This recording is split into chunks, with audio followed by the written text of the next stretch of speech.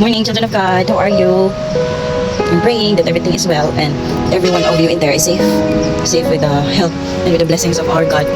Whatever disasters that we're encountering, whatever problems that we're encountering, wherever we are, keep on asking God's guidance, your Holy Spirit's guidance and support, and keep on glorifying our God, glorifying Jesus Christ who redeems us, and with His redeeming love too.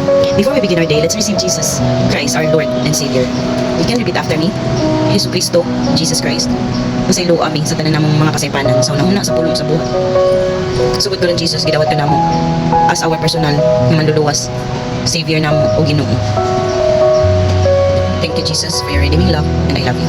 So, we'll have our Bible verse, randomly picked for today, and it's found in the book of 2 Chronicles.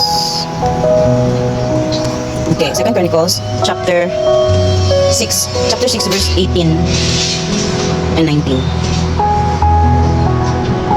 18 and 19, okay? So, we're gonna have book of 2 Chronicles, chapter 6, verse 18 and 19. It says here, "But can you, O God, really live on earth among men and women?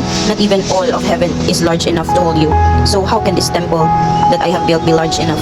Lord my God, I am your servant. Listen to my prayer and grant the request I make to you." Hallelujah. Thank you so much, Lord, for this Bible verse.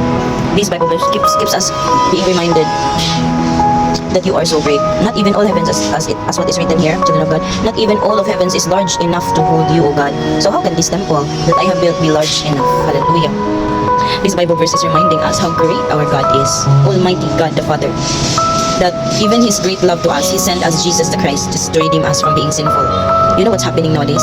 It made us realize, no, it will make us like come into a realization that kaning mga butang sa kalibutan, dili ni siya madala sa langit. Dili ni nato mga dala sa langit. And ang sa langit is large enough, no? Large enough for us to live in there. Actually, a church mate told me na once makaadto natin sa langit, once nga kanang the rapture will come and we've been chosen by God because of our efforts to make our lives, to make ourselves be righteous.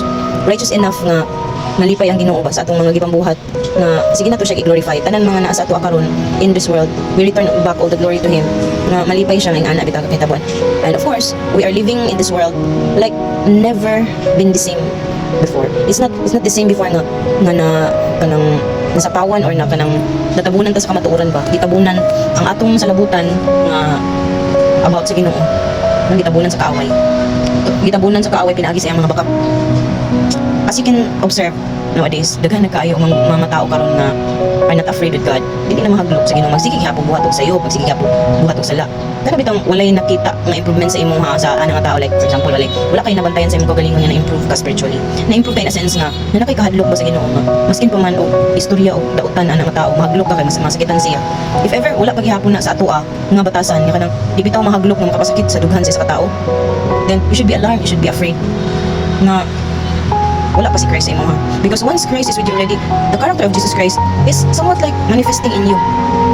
Makasabot ka sa mga tao, maniginana sa imo, makapasaylo ka, kung dili ka makadare og istorya o mga makasakitan na person.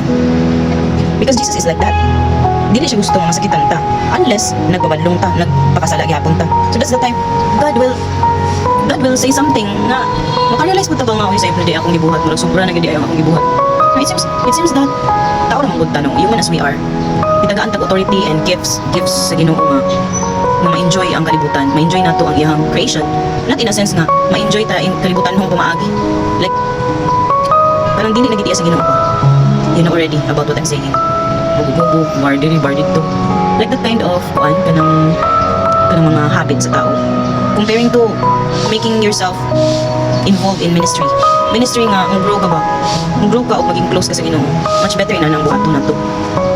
Repent kung naatay mabati nga nakasalata. Repent in a sense nga dili na gyud nato buhaton pag-usap, no? Dili naman pareho sa una nga atong mga kinabuhi. Di na pareho sa una nga mabadlongon kay ba nag-sorry na buhaton pa gyapon, no? If ever your attitude is still like that, then better change. Let's better change. Kay dili naman ni para sa atoa, para man ni sa atong umaabot ba nga mga mahitabo sa atoa, umaabot nga mga future nga mahitabo. If ever wala na ta diri sa kalibutan, no? I'm not saying ba I even don't know, but I believe that God is with me already. I believe that God will help me. God will make all His promises and covenant with me. I know that in a sense that I know also that I changed. I'm praying and I'm hoping that you too feel the same way. You too feel the same way nga. Mas bahala din ako mga wala na ng mga tao sa imong life.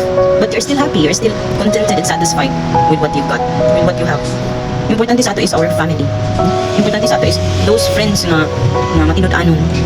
Those family nga dili ka i-pull down dito, dili ka birahon sa kuan situation nga maguba na day ka. Ang birahon sa kalaglagan. Keep away to those people, di idol. Let's keep away. Let's keep ourselves away to those people nga di ra makatabang sa ato. Like during the times nga needed na ni mga tao. Pero wala siya. So we will not waste our time. There's a lot of people o blessings nga hatag sa Ginoo sa imo. Much better pa realize ka nga oy salamat ni Lord. Salamat kay nakalingkawas ko ang mga tao. No, that's how our God is so great. Na dili ta ang mabalaka nga naay mga wala sa ato nga people. Kay gituyo na niya. Nga mawala na siya sa ato. No? To be more closer to our God and to enjoy and be happy to what God will give you, what God will bless you. Another concept of life, another episode of your life. No? But we should be also thankful to God sa mga taong nangabot sa atong kinabuhi. Because of them, we learn something. And I hope because of that situation, that someone na go away sa imong life learned a lot from you. Especially in terms of spiritual nga kanang relationship with God. It's up to that person kung maawat ba siya sa imo nga makigsuod sa Ginoo or dili. As long as you're showing to people, you're showing to that person that you chose God over them. That's what matters, especially nowadays. I cannot stop people. We cannot stop people. We cannot stop them if they still want to stay in worldly pleasures, stay in worldly matters. We cannot stop them. But one thing is for sure, God is always waiting. He's always waiting for everyone to be with Him. Because heaven is so wide. It's eternity. It's eternal place. Heaven is so wide that everyone in this world can even enjoy what's in heaven with God. So don't stop praying, don't stop thanking God. Don't stop thinking that you are loved by our greatest and mightiest God. And that's all for today. Be blessed.